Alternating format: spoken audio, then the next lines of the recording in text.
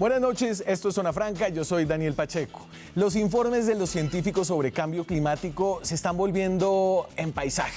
Y esto, las pocas bolas que les estamos parando, es tal vez más asustador que incluso las terribles conclusiones a las que llegan los científicos en sus informes. Y esas conclusiones son aterradoras. Si no hacemos nada, si todo sigue igual, tendremos veranos en los que el Polo Norte se quedará sin hielo. Se van a morir casi todos los corales del planeta. Vamos a tener olas de calor asesinas, sobre todo en el trópico. El nivel del mar va a desplazar a millones de personas, etcétera, etcétera. Pero es aún más aterrador que hoy estamos lejos de los acuerdos necesarios para detener ese futuro. Un futuro que, según este último informe, ya se está haciendo realidad con los eventos climáticos actuales y que se convertirá en devastador en el año 2040. En el año 2040, cuando yo tenga poco más de 50 años. El del cambio climático es sin duda el tema más urgente, más peligroso y más importante para el futuro de la raza humana. Y no solo el futuro de nuestros hijos y de nuestros nietos, para nuestro propio futuro. Y si esto se vuelve paisaje, si lo desechamos como un tema más de la agenda pública, es seguro, no solo probable, es seguro que cada vez más los paisajes de este planeta se vean como la foto que yo tengo atrás. Aquí arranca Zona Franca.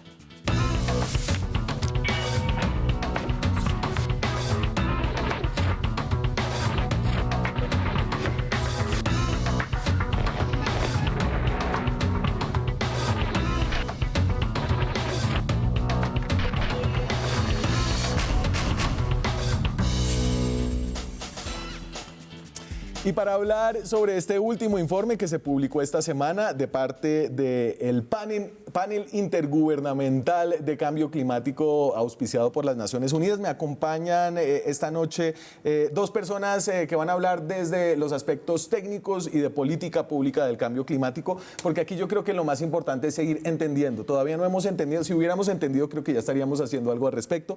Susana Muhammad hizo una maestría en Planeación, Gestión de Desarrollo Sostenible en Sudáfrica, es politóloga y fue secretaria de Ambiente en la administración de Gustavo Petro, es hoy activista ambiental. Susana, bienvenida. Muchas gracias por la invitación. Martín Ramírez es director de proyectos de Transforma, que es una organización que se enfoca en temas ambientales, pero también en los impactos sociales y económicos. Hizo una maestría también en la Universidad de Duke, en Estados Unidos. Es biólogo. Martín, bienvenido. Muchísimas gracias, Daniel, a usted por la invitación. Y yo creo que si hubiéramos entendido y si todo el mundo entendiera la gravedad de esto, ya estaríamos haciendo algo, ¿o no? Porque los informes son cada vez más asustadores. Sí, yo creo que los informes cada vez son más asustadores, pero tampoco creo que debemos tener esa visión como que necesariamente no se está haciendo nada. Creo que ha habido esfuerzos tanto nacionales como internacionales que van en ese camino.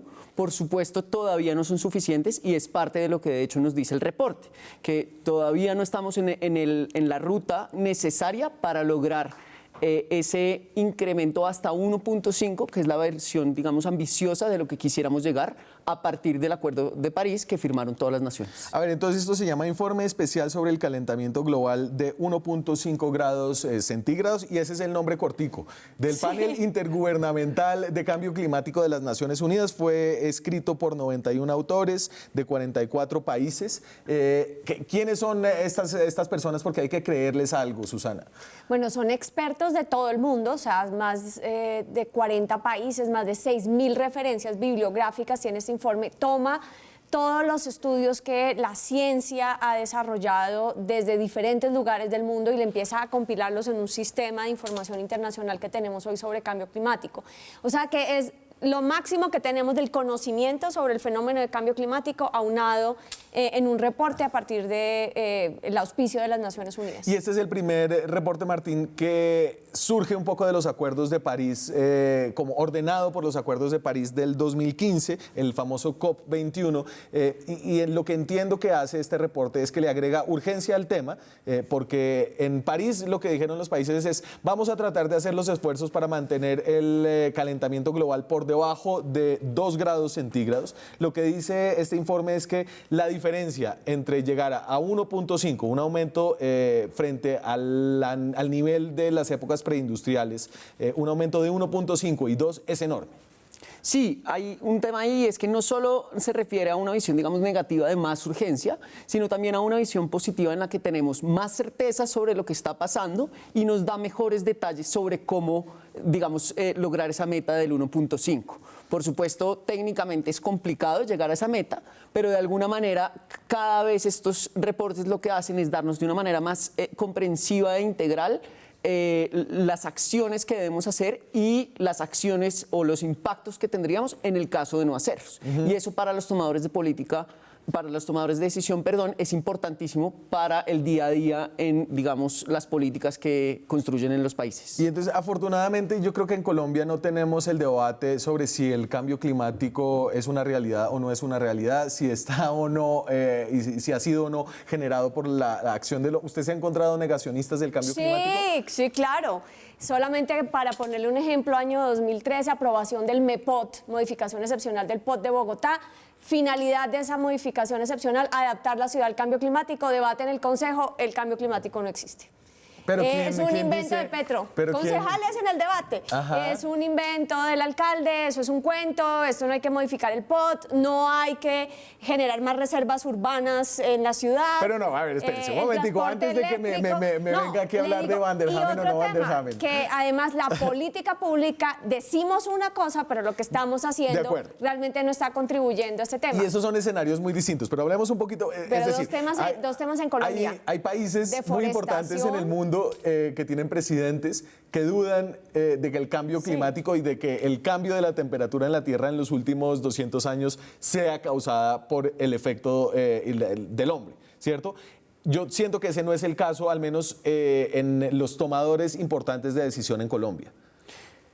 Yo estoy de acuerdo con esa visión de alguna manera, pero hay que ver todos los niveles de decisión. Una cosa son esos tomadores de decisión, digamos, superiores que usted dice, y como dice Susana, creo que es importante también los niveles subnacionales.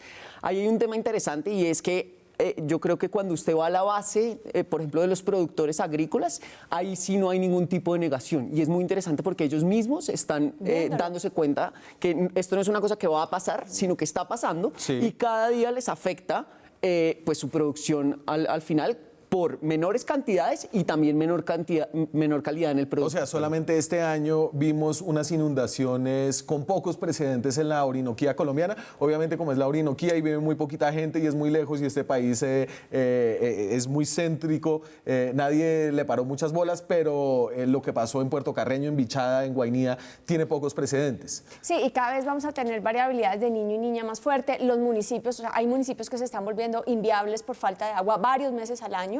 Esto es un tema callado, pero que hay que llevar tanques de agua porque las fuentes de agua se secan. ¿Cuáles? En la zona andina, muchos municipios de la zona andina pasa esto. Y cuando tenemos un fenómeno de niño muy agudo, por ejemplo, Cundinamarca en el último fenómeno del niño tuvo una crisis de provisión de agua potable. Vamos para niño. Por las fuentes. Y vamos para niño 3. Y cada 7 años va a venir otro niño porque esto es cíclico, pero cada vez va a ser peor. Entonces, el IDEAM, que es aquel ente gubernamental, tiene muy buenos informes de cambio climático. O sea, en Colombia sí lo que no podríamos decir es que no sabemos qué va a pasar. Hay muy buenos informes, las comunicaciones nacionales han sido hechas con buena experticia técnicamente. Habla de más o menos 700 municipios del país con riesgo hídrico de sus fuentes de agua. 700 de 1000 De y pico. 1200, sí. Porque la mayoría de los municipios del país están en la cordillera de los Andes y la cordillera de los Andes y la Guajira van a ser las dos regiones, la costa Caribe y la cordillera de los Andes, más afectadas por el tema de cambio climático y sequías.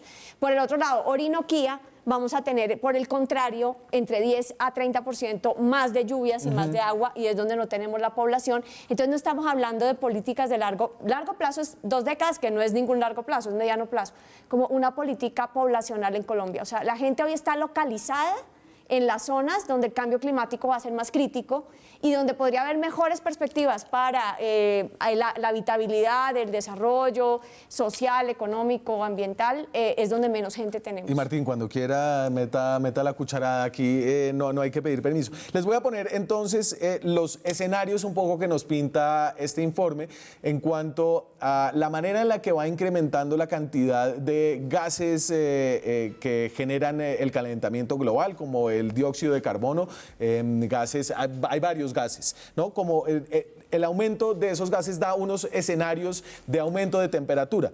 No, pero antes de eso, en contra de los negacionistas, en contra de los negacionistas, esta es los registros de temperatura en la Tierra en los últimos 300 años, más o menos. Creo que este GIF, este videíto, es útil, ahí van corriendo los años, ¿cierto? Y entonces esas líneas son la temperatura, los cambios de temperatura de la temperatura inicial a más caliente, ahí están las líneas de 1.5 grados, 2 grados centígrados, 2000, 2016, y si ven, pues, corrámoslo otra vez, por favor. Entonces va arrancando más o menos en épocas preindustriales, ¿cierto?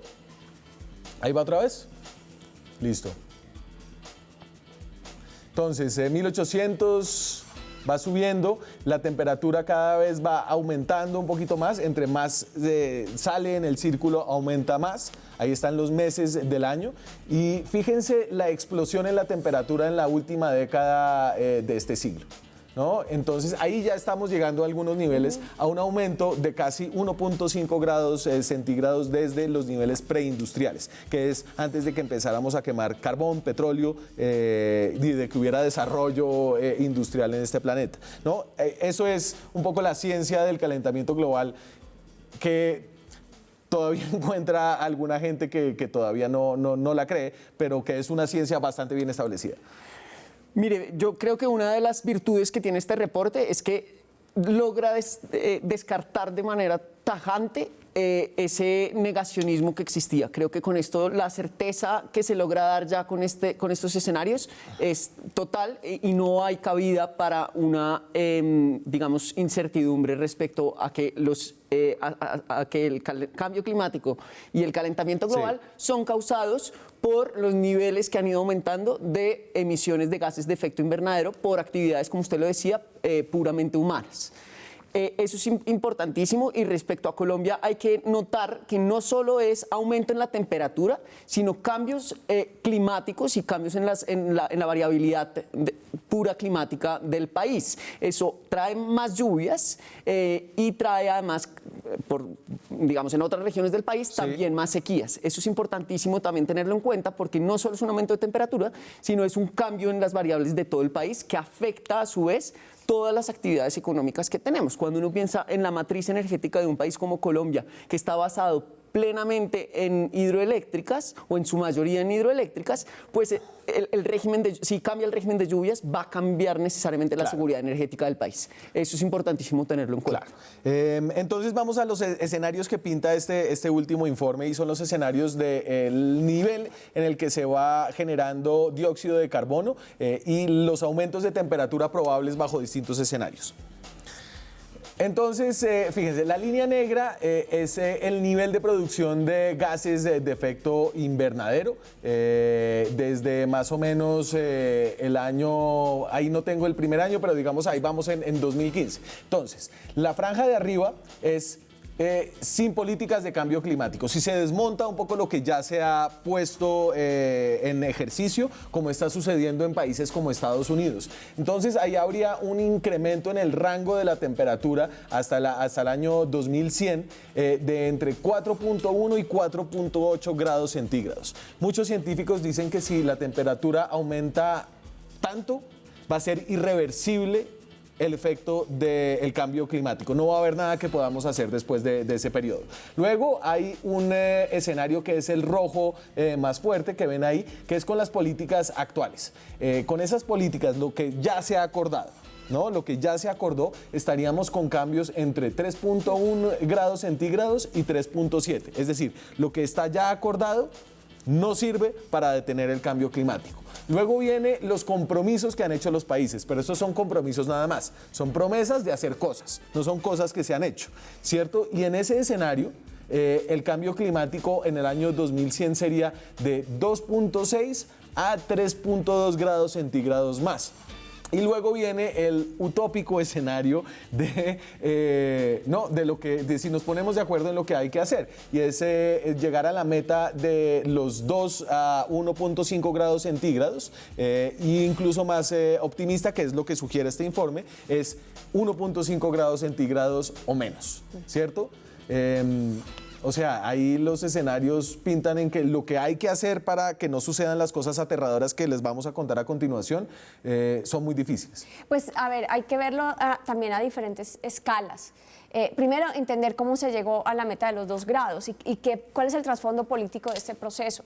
En la COP del 2015 había mucho lobby de industrias, sectores económicos, de que los países no se podían comprometer a un cambio de 1.5. Explique un poquito qué es la COP.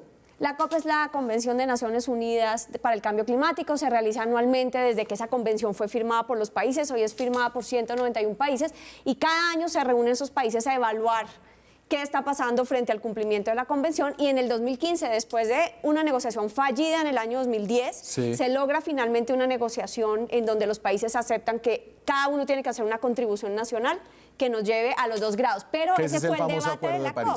El debate de la COP de París del 2015 fue 1.52 grados. Entonces, los intereses económicos presionaron fuertemente para que finalmente quedara menos de 2 grados, pero realmente eso es como diciendo 2 grados. Sí. Y habían unos países, a mí me impresionó, yo estuve en esa cumbre, hubo unos países que hicieron que eran los países islas, las naciones que están localizadas en islas, que dijeron, si no nos comprometemos a 1.5 grados, nosotros vamos a desaparecer como naciones. Y pusieron un tema en la COP muy interesante. Las Islas Marshall del Pacífico Sur. Sí, las del Caribe, etcétera, simplemente por la elevación del nivel del mar. Entonces dijeron, claro, aquí hablamos de mitigación y de adaptación al cambio climático. Pongamos sobre la mesa pago de daños. ¿Quién va a pagar cuando un país desaparezca por el cambio climático producido por todos? Sí. El sistema internacional, ¿cómo va a hacer que una nación entera se relocalice, se reorganice, etcétera? Y en ese momento ya se habían registrado 40 millones de desplazados en el mundo por efectos del cambio climático. Entonces, ese es como el background político. Ahora, decimos, los cambios son muy radicales. Son radicales y tenemos 12 años. Y son posibles, pero yo creo que hay que trabajarlo no solo a la escala nacional, sino a la escala subnacional. Y unos actores claves que se están movilizando y siendo muy innovadores son precisamente las ciudades. Claro, pero entonces, Martín, y pongámosle aquí un poquito de ejemplos a qué es lo que tienen que hacer los países y por qué estas decisiones son difíciles. Es decir, aquí hay decisiones difíciles detrás que implican plata y la plata implica que el desarrollo tiene que repensarse, que hay gente que va a sufrir durezas por estas decisiones. Es decir, cuando usted le dice a países que no se pueden desarrollar como se están desarrollando, hay gente que se va a quedar sin trabajo, hay subsidios que no van a poderse pagar, hay regalías, hay una cantidad de cosas que surgen de esto. ¿Qué tipo de decisiones son estas que tienen que adoptar los países? Bueno, una serie de decisiones tienen que ver con el sector energético. Entonces, una de esas es que tiene que haber una reducción de a 1/4 de la extracción de combustibles fósiles en las próximas 2 décadas. 2 décadas, que estoy de acuerdo con lo que dice Susana, esto no es un largo plazo, sino por el contrario, estas transiciones toman tiempo y por lo tanto es un mediano plazo.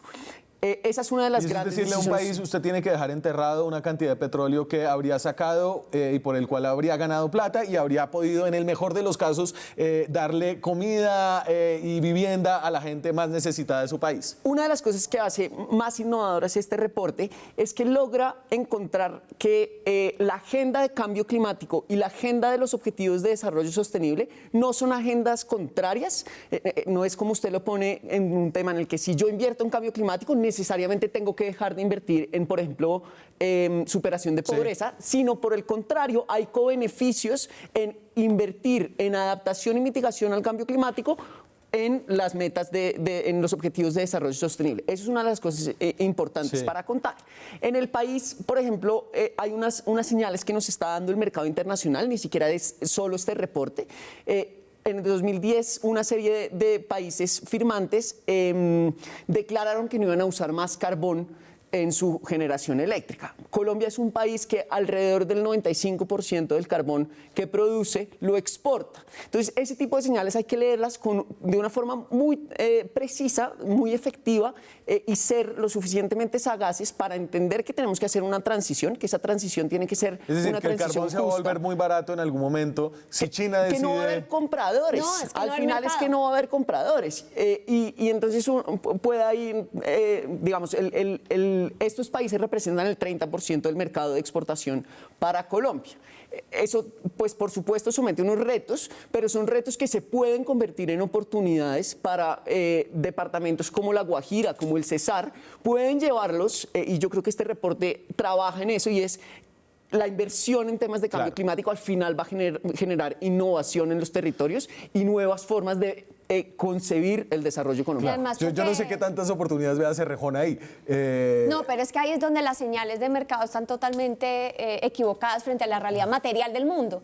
Entonces, sí hay claramente cobeneficios. Por ejemplo, entrar en energía solar y renovable por unidad de energía genera 9 empleos, mientras entrar en carbón y petróleo genera menos de 2 empleos por unidad de energía. Entonces, las oportunidades económicas de la transformación hay que verlas y promoverlas. No es como, o sea, la edad de piedra no se acabó porque se acabaron las piedras, la edad del petróleo no se va a acabar porque se acabó el petróleo, se va a quedar enterrado si queremos sobrevivir como humanidad. Y en las ciudades es donde hay una agenda muy poderosa porque es donde todo el sistema está integrado y los alcaldes tienen un poder inmenso de hacer cambios. Por ejemplo, si usted saca el transporte a diésel, que además ya la OMS dijo es cancerígeno, tiene un problema de calidad del aire, de enfermedades respiratorias, y lo cambia a energía eléctrica, usted no solamente está generando un cambio que deja de producir emisiones para el cambio climático, está inmediatamente mejorando la salud de sus habitantes. ¿Cuánto cuesta los efectos de salud de estas tecnologías obsoletas? Lo mismo con los edificios, lo mismo, por ejemplo, con los residuos, ¿no? Cada uno de estos sistemas, al transformarlo, podemos generar oportunidades económicas, oportunidades de empleo, nuevas industrias y nuevas posibilidades. A la pausa, me voy a la pausa cuando regresemos, y aquí es importante, yo creo que este informe lo hace muy bien, mostrarles las consecuencias difíciles que se van a venir por delante, más allá de que logremos avanzar con la lucha contra el cambio climático, pero sobre todo las consecuencias si no logramos hacerlo o si logramos hacerlo solo a medias. Los datos aterradores de este informe después de comerciales.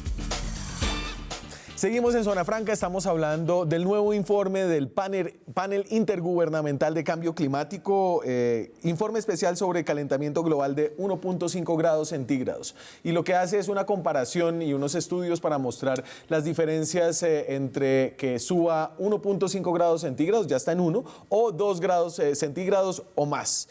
Pero antes de hablar de las consecuencias que tendría eso en el futuro próximo, les voy a mostrar lo que dice la gente en la calle acerca del cambio climático, de si el mundo se va a acabar, de si esto es algo que se puede detener. El apocalipsis, Zona Franca en la calle.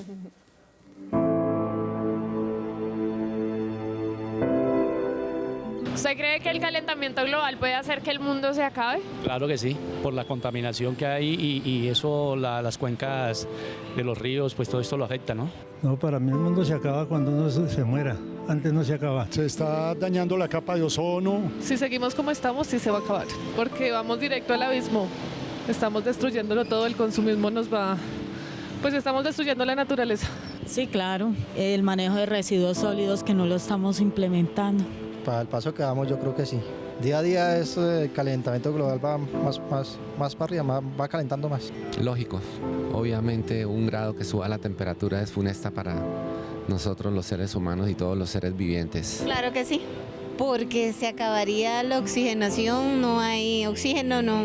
Sí, se puede acabar. El presidente de Estados Unidos, que es un loco, no está de acuerdo. Sí, claro que sí se puede acabar. ¿Qué podemos hacer para evitar el calentamiento global? Cuidar la naturaleza. Sería terminar todas las industrias, sería terminar con el transporte de combustible. Todo viene desde casa y nosotros los seres humanos somos como ese animalito que todo, si nos inculcan y nos aprendemos. Aquí supuestamente en Bogotá están reciclando, pero no, eso es mentira. Bueno, hay que empezar por los gobiernos. Hacerle entender al presidente de Estados Unidos que está dominando el mundo, que está mal en su política. Yo lo orientaría más a lo industrial, que las empresas sí son muy inconscientes, no es tanto el usuario del diario, pues obviamente la gente tirando basura afecta. Cuidar más el agua. Hay personas que se demoran mucho en el baño, hasta media hora. ¿Cuántos litros uno no gasta, sí? ¿Cuánto tiempo le puede quedar al mundo si seguimos como estamos? No sé, ¿qué pensaría yo? Ay, Dios mío. Yo creo que menos de 100, 150 años así.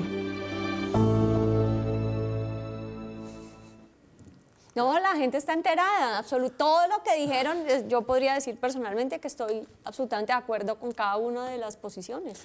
Daniel, déjeme dar un contexto ahí respecto a esas respuestas que es bien interesante y es el tema de la ola invernal, que fue un evento, digamos, desastroso que tuvimos en el país en 2011. A partir de ese evento, digamos, ese evento tuvo costos en el país de 3.2 puntos del PIB. Ese número es muy llamativo porque es que esos 3.2 puntos al final son inversiones que no se pudieron hacer en temas prioritarios para el país, educación, salud. Entonces, cuando uno habla de cambio climático, no está hablando necesariamente como esta disyuntiva de tiene que enfocarse en esto por un tema como superambiental y temas como salidos de toda la sociedad, sino por el contrario, que lográndose adaptar al cambio climático vamos a reducir la vulnerabilidad de nosotros como país y no solo lograr de ambiental, alguna manera social, económica y lograr de alguna manera una mejor competitividad en esas tres ramas que usted dice, ambiental y un mejor desempeño ambiental, social y económico. Es que el cambio climático le recuerda a la población, sobre todo la población urbana, que ya es casi más de 75% de la población del país, que nosotros no vivimos de la carretera, no vivimos de la vía, no vivimos de la industria, no vivimos de nada de eso. No vivimos, mejor dicho, la comida no sale de la nevera, no. Todo, la industria, todo viene de los materiales que la naturaleza nos da. Si eso no existe, si las condiciones para promulgar la vida en el planeta cambian, todo lo demás no va a poder existir. Bueno, entonces vamos a los puntos claves que señala este informe en varias áreas. Por ejemplo, esta es una que a mí me parece aterradora, las olas de calor.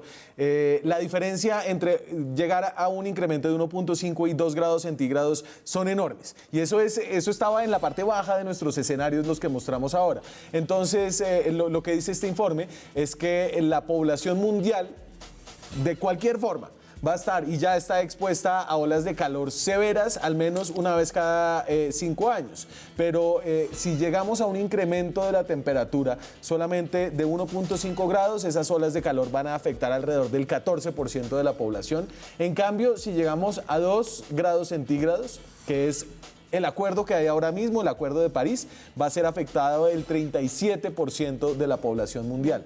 Eso se traduce en una cantidad de muertes, en una cosa con un costo humano muy grande. De acuerdo, y con dos variables, es que cada vez la población mundial, y en países como Colombia también, tiende a ser más vieja.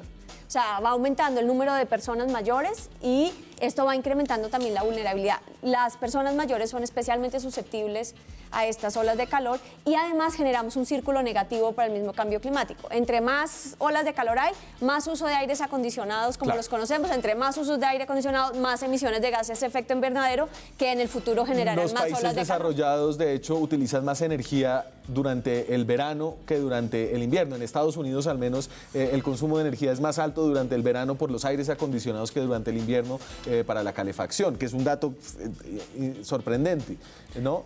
Un punto importante a tocar ahí es que esa exposición hay que preguntarse a quién va a estar más expuesto y quién va a ser más vulnerable a esa exposición. Creo que es importantísimo decir que el tema del cambio climático también es un tema social en cuanto a que probablemente va a tener mayores efectos sobre los niveles socioeconómicos bajos. Y esto es bien importante en el tipo de decisiones políticas que tomamos, porque la construcción de un sistema de seguridad social debe empezar a tener en cuenta variables de cambio climático, porque al final eso pues va de alguna manera a tener que lidiar con esos costos, el Estado como tal, y por tanto va a poder, como lo decía anteriormente, pues va a frenar de alguna manera su desarrollo económico. Aunando un poco a eso, porque me parece que es un tema muy relevante para decisiones ya de cortísimo plazo.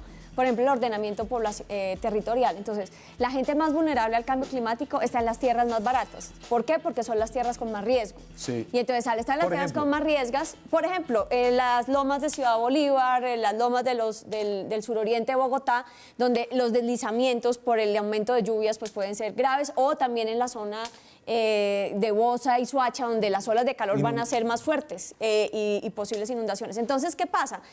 Que si nosotros solo pensamos el cambio climático como un problema ambiental y técnico, no vemos que políticamente afecta las personas más vulnerables y las personas más vulnerables están en los territorios donde el suelo es más barato. Entonces, ¿cómo reconstruimos nuestras ciudades para que esa injusticia social se corrija a través de los planes de ordenamiento territorial. Y esas son decisiones de política pública que podemos tomar ya y que podría salvarle, porque estamos hablando de número de vidas, Sí. la vida a miles de personas en el país. A ver, ese otro es un clásico del calentamiento global y es el aumento del nivel del mar por el efecto del derretimiento de los polos y que ya tiene bajo riesgo existencial a países enteros como las Islas Marshall, otras islas del Pacífico Sur. Entonces, lo que dice este informe es que la población expuesta a inundaciones por aumento del nivel del mar en el año 2100, si se incrementa la temperatura 1.5 grados centígrados, será de 31 a 69 millones de personas en todo el mundo.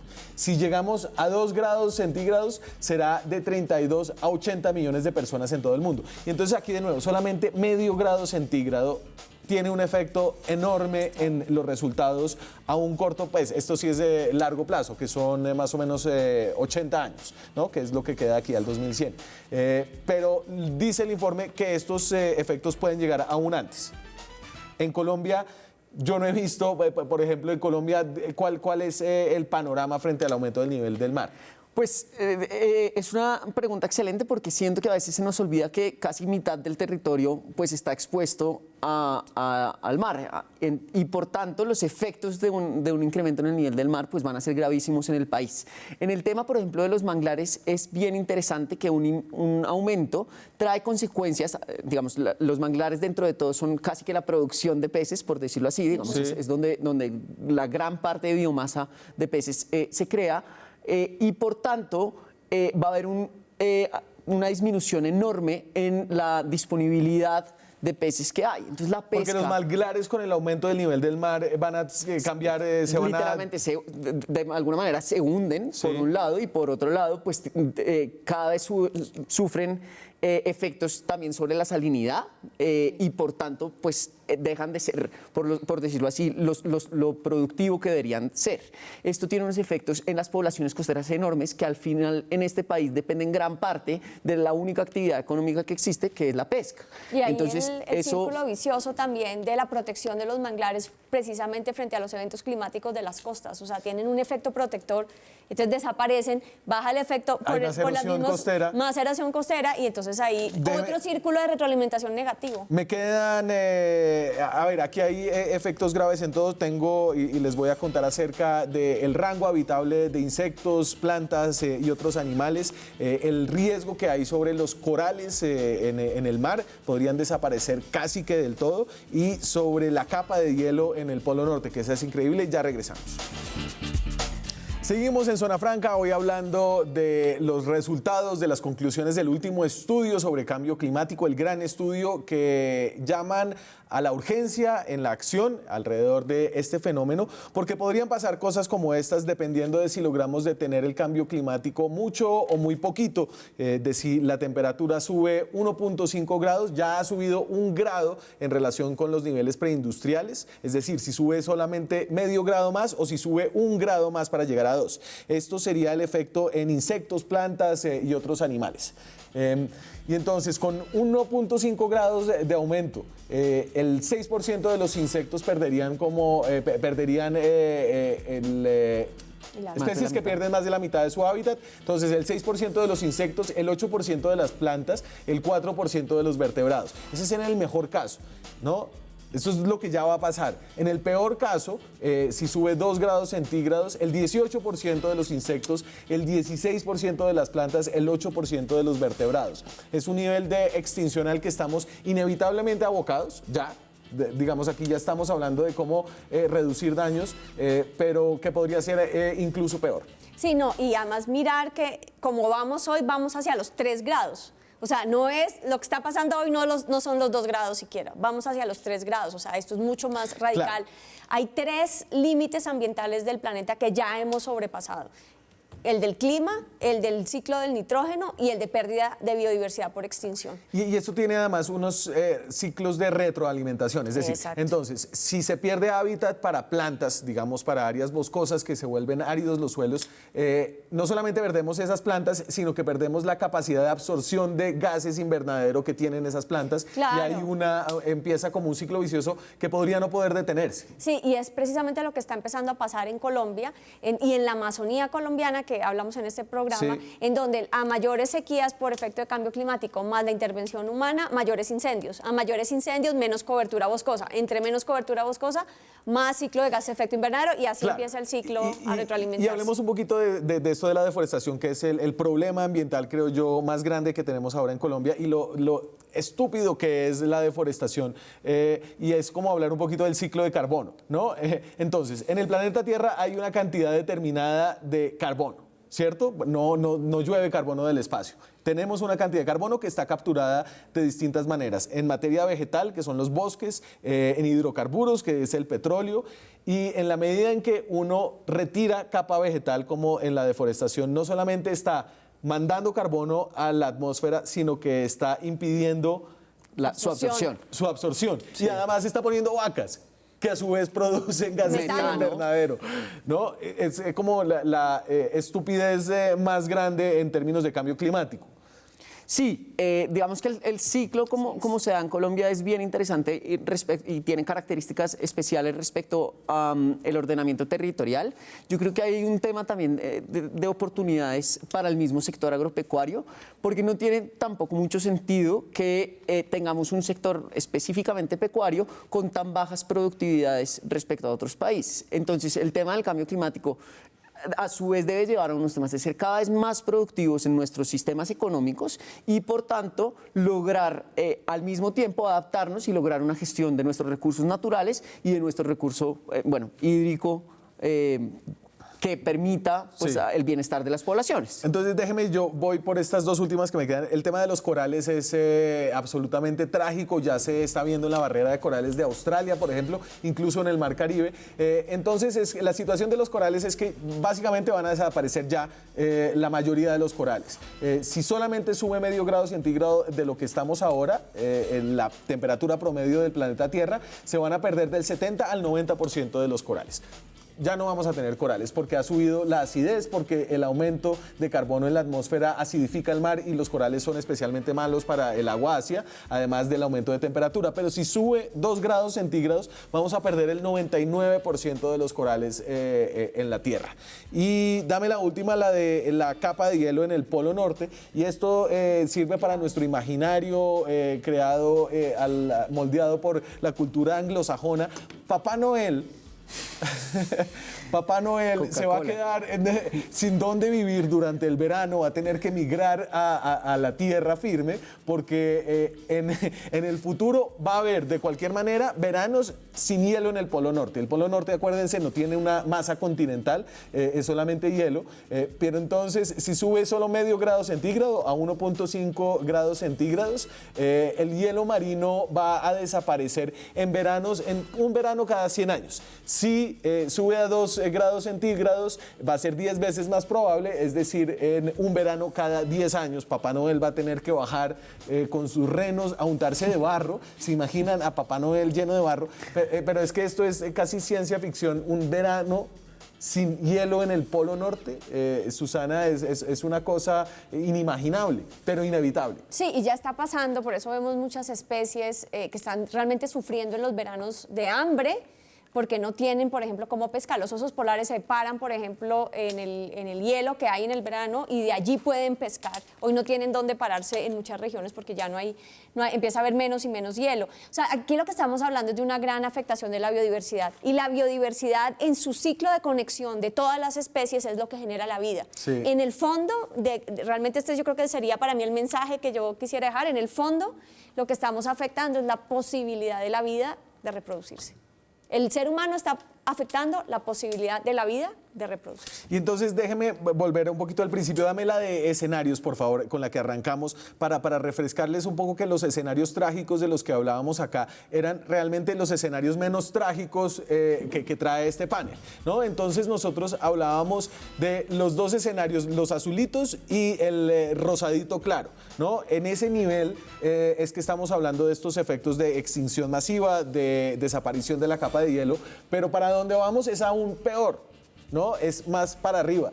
Y hay una posibilidad de que, digamos que el mundo estaba avanzando con Obama en Estados Unidos, con el Acuerdo de París, a un consenso que se está rompiendo con la llegada de Donald Trump, de Jair Bolsonaro en Brasil, en la que podríamos estar llegando al escenario otra vez gris de arriba. Martín.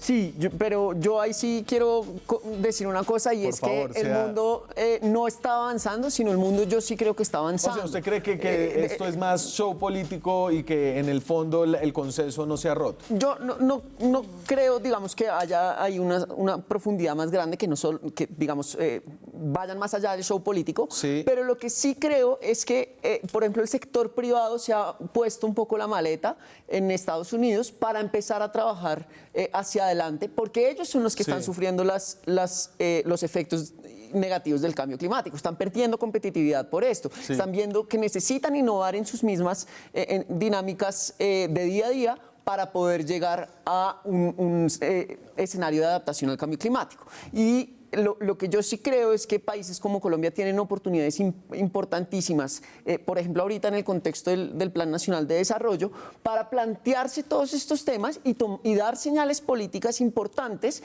hacia adelante y seguro, y digamos, cuando uno logra ser líder en estos temas, automáticamente hay una serie de otros países que acompañan estas medidas. Entonces yo sí creo mucho más, entiendo su punto, pero que es mucho más positivo ver a un Macron... Un poco pesimista todavía, sobre todo porque cuando se publicó este informe, la bolsa de Wall Street no lo notó. Me voy a la pausa, ya regresamos. Seguimos en Zona Franca y hay una gran injusticia cuando hablamos de este tema del cambio climático que tiene que ver con quiénes son los países que más han contribuido a él. Por ejemplo, si usted mira las emisiones por país hoy en día, digamos en el 2000, creo que tengo las del 2016, esto era los datos del 2010, el país que más emisiones da, el 28% de las emisiones en el planeta son de China, Estados Unidos en segundo lugar con 16%, la India, Rusia, Japón, Alemania, Colombia está más o menos en 0.4% de las emisiones a nivel mundial. Entonces usted dice, los chinos se tienen que poner las pilas, los indios también, los rusos, los japoneses, pero al mismo tiempo, si usted mira la acumulación histórica de gases, lo que han contribuido los países a lo largo de la historia, se da cuenta que los mayores responsables siguen siendo los países anglosajones y los que lideraron la revolución industrial. Entonces, usted tiene que digamos, desde 1950 hasta el 2011, la cantidad de gases invernadero que han producido los países alrededor del mundo, el 27% lo ha puesto Estados Unidos, el 25% lo ha puesto los países de la Unión Europea. China ahí llega en un tercer lugar en 11%. ¿No? Entonces aquí hay una cantidad de balances acerca de las responsabilidades históricas y las responsabilidades actuales, Susana, en las que yo no sé Colombia qué puede decir y uno se descorazona y dice, bueno, no, pues si nosotros somos tan poquito, pues ¿por qué me va a tener que bañar más cortico? No. A ver, este es un problema, sí, claro, acá hay una responsabilidad histórica, pero la atmósfera es un fenómeno físico donde ya hay unos gases acumulados, cada vez que esos gases se emiten van a durar 100 años en la atmósfera y producen calentamiento global. Por eso el tema de reducir los gases hoy es para que al final de siglo no tengamos un problema más grave. Entonces, ya esa es la realidad del mundo por las inequidades de poder. Ahora, la pregunta es, ¿la transformación van a seguir dependiendo de aquellos que tienen el proceso de poder para mantener el cambio climático? Y ahí está el problema político en el que estamos. Colombia tiene una gran responsabilidad desde la perspectiva, primero, de sostener sus bosques. porque son sumideros de carbono. Segundo, de proteger las fuentes hídricas, o sea, reforestar. Además, ahí podemos generar un proceso económico democrático, podría ser una oportunidad también. Es una de nuestras mayores responsabilidades. Pero nuestra agenda económica va hoy a ser exportadores de petróleo, exportadores de carbón y exportadores de minerales en detrimento de esos bosques que debemos cuidar. Entonces, independientemente de que nuestra responsabilidad en el mundo de lo que emitimos como consumidores sea pequeña, nuestra responsabilidad de lo que hemos exportado en carbón para que lo quemen en China, pues yo creo que hay que asumirla y mirar que esas emisiones de China, el carbón no viene de Marte y la estratosfera, viene de países como Colombia que creen que su desarrollo se basa también finalmente en el carbón y el petróleo. El nivel de los cambios que hay que hacer es enorme, pero posible. Posible. Yo sí me quedo con esa conclusión de este reporte. Es técnicamente viable, son enormes los cambios que toca hacer, son radicales, pero hay oportunidades también para las poblaciones. Una cosa respecto a Colombia, y es que si usted pusiera esa misma gráfica respecto a la vulnerabilidad, Colombia tiene una gran vulnerabilidad. Entonces no es un tema solo de responsabilidad respecto a las emisiones de gases de efecto invernadero, sino que como país, y casi que de una forma egoísta, nos tenemos que adaptar porque, y entiendo que de alguna manera puede haber temas de injusticia, pero nos tenemos que adaptar porque somos muy vulnerables al cambio climático y esto va a tener unos efectos inmensos en nuestro sistema económico, social y ambiental. La vulnerabilidad, más allá de la injusticia. Ya está pasando, es un fenómeno global, o sea... Déjenme, yo los voy a despedir un poco descorazonados. Estas fueron las palabras de Donald Trump al retirarse del Acuerdo de París. The United States will withdraw from the Paris Climate Accord, but begin negotiations to re-enter either the Paris Accord or in really entirely new transaction on terms that are fair to the United States, its businesses, its workers, its people, its taxpayers. So we're getting out. But we will start to negotiate, and we will see if we can make a deal that's fair. And if we can, that's great. Si no podemos, eso está bien, dice el presidente de Estados Unidos, lo dijo el 1 de junio de 2017. Usted se aterró. Claro, no, pues ahora que le pregunte a Michael, si a Michael el huracán le importa, si los Estados Unidos están en el acuerdo de París o no. Sobre todo, si no podemos, no vamos a hacer nada. Esa no es una opción. Creo que esta es de nuevo la conclusión de este informe. A ver, yo seguiré aquí lloviendo sobre mojado porque creo que este es el tema de nuestra generación. Es el reto más grande que tenemos por delante, no solo como país, sino como especie humana. Muchas gracias a ustedes dos. Muchas gracias a ustedes. Nos vemos la próxima semana con más periodismo, con más debate, con más opinión. Chao.